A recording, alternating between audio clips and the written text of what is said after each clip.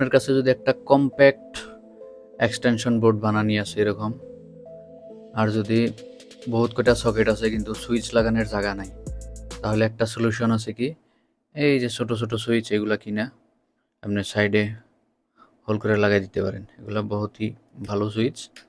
LED bulb, LED tube সব চলবো। মোবাইলের চার্জার তো আরামসে চলবো, কোনো প্রবলেমই নাই। এখানে আমি ডেস্কটপ লাগাইছি, একটা মনিটর লাগাইছি, একটা সিপিইউ লাগাইছি। তো ওটার জন্য একটু হেভি পাওয়ার কনজিউম করে, ওই জন্যে বড় সুইচ রাখছি। তারপর এটা হলো ল্যাপটপের চার্জার, 65 ওয়াটের ল্যাপটপের চার্জার, তো ওইটাতেও এই সুইচ রাখছি। তো 65 ওয়াট কনজিউম করলেও কোনো প্রবলেম নাই।